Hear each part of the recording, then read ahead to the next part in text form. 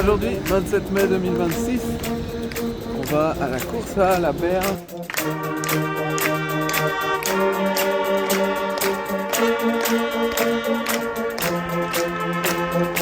C'est parti, vas-y, 2026.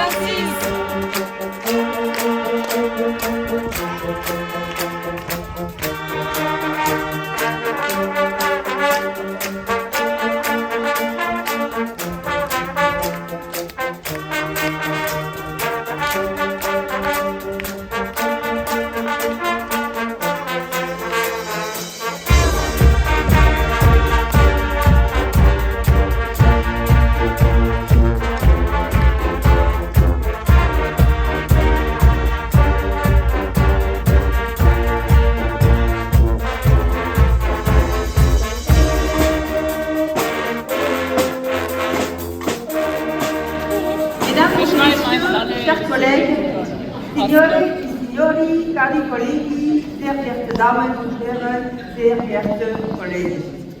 Bienvenue, benvenuti, willkommen au Congrès suisse des soins infirmiers 2026. Investir dans les soins infirmiers, c'est garantir la sécurité et la qualité des soins, c'est économiser de l'argent en augmentant l'efficience des prestations, mais c'est aussi diminuer la souffrance humaine, celle des professionnels de la santé, mais aussi celle des patients et des patientes et de leurs proches. Et c'est l'occasion aussi, ce congrès, de rencontrer et d'échanger entre infirmières et infirmiers de toute la Suisse, de mettre en avant notre voix.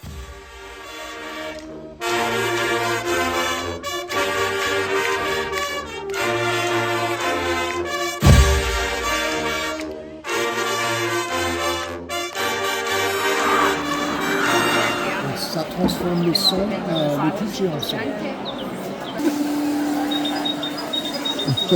Mon collègue Étienne, il est occupé de filmer, et Séverine, tu peux nous joindre.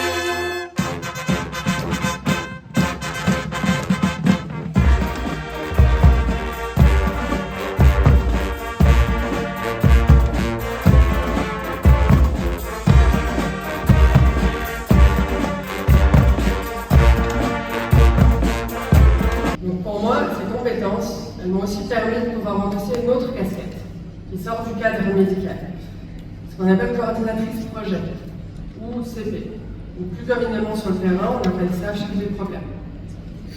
Maintenir la sécurité des équipes, représenter, plaidoyer, négocier auprès des gouvernements, des ministres, des présidents, des groupes armés, des forces militaires, des autres ONG, des autorités de protection, mais aussi préserver la confiance des communautés, comprendre les dynamiques politiques, économiques et sociales du pays, et garantir des soins de qualité et accessibles à tous.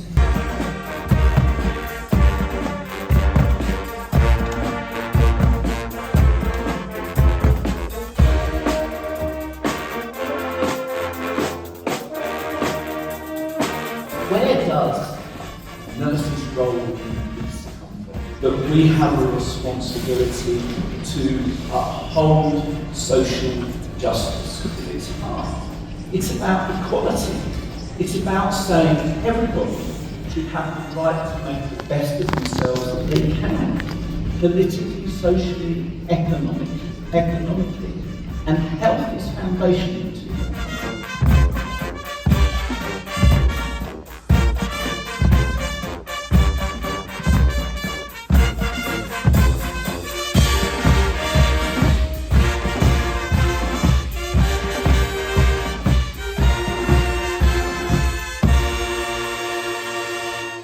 Florence,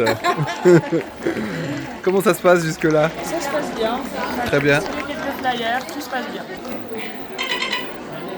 Weiterleitung für SOS von Annabelle Schmidt 1.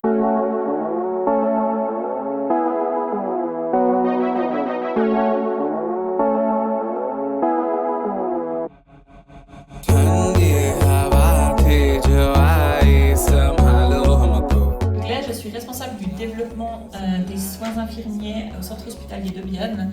Et puis, je suis avec ma collègue Céline de Fransac, qui est chef de projet au bureau des projets, aussi au centre hospitalier de Vienne. Et ensemble, nous avons géré un projet de 2 années sur la prévention du délire. Et puis 43% de délire, on peut les éviter. 43% des patients qui présentent un délire, on pourrait juste faire qu'en fait, ils ne souffrent pas, ils aient une meilleure expérience, leurs proches aussi, et que nos soignants ne souffrent pas de ces situations. En fait. Parce que c'est pas que de la déco et du design, ça permettrait vraiment à chaque personne qui entre dans la chambre du patient d'identifier « Ah, là il y a un patient qui présente un risque d'un délire, peut-être il faut que je prenne plus de temps, il faut que je limite mes allers-retours dans la chambre, il faut que j'ai un regard un petit peu plus critique sur le patient derrière la porte. »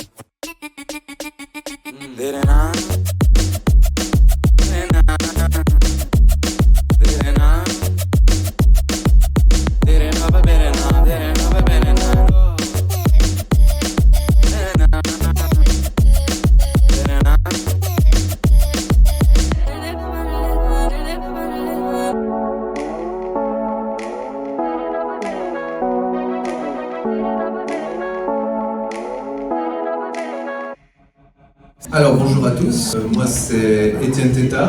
Moi c'est Gilles Ousmane. Au CHVR, les patients avec un accès veineux difficile, ils bénéficient de poses de voies veineuses périphériques éco-guidées par les infirmiers spécialisés qui émanent des services d'anesthésie et des urgences. Depuis 2025, un formulaire informatisé a été développé. Avec un objectif clair, c'est surtout mieux cerner et identifier ces patients qui sont difficiles et puis standardiser un peu les pratiques. La supervision, elle se fait avec des infirmiers, mais aussi avec des médecins. Donc il faut avoir les médecins derrière qui sont aussi moteurs du projet. Donc globalement, utiliser l'échographie, de réussir de la première ponction, il y a 70% de douleur en moins. Donc, le score ADIVA, c'est un outil clinique prédictif. Il permet d'anticiper la difficulté d'accès veineux avant même de piquer. Il aide à orienter la stratégie, donc c'est de savoir quand est-ce que je vais sur une méthode conventionnelle de ponction, ou alors quand est-ce que je vais utiliser l'échographie en première intention. Un score de 4 sur l'échelle ADIVA correspond à peu près à 95% de risque d'échec si on va sur une technique standard. 3 services qui ont une masse critique importante de patients à piquer et pour lesquels cet accès veineux difficile est vraiment un défi quotidien. Au-delà de cette capacité technique qui était importante, c'était aussi de faire un suivi. C'est pour ça qu'on a travaillé avec l'informatique. Alors l'idée c'est quoi? C'est que finalement on va référencer cette poche de voie veineuse sous US.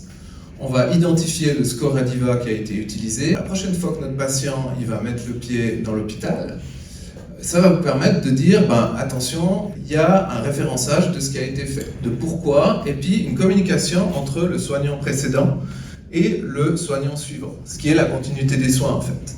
Si on fait cette culture du finalement on rencontre un problème, on essaie d'apporter une solution, là on va plutôt prévenir, anticiper, être proactif plutôt que réactif. C'est de collaborer avec l'informatique parce que pour avoir des outils durables, le dossier patient il est central dans nos prises en charge. Et puis c'est d'avoir une traçabilité.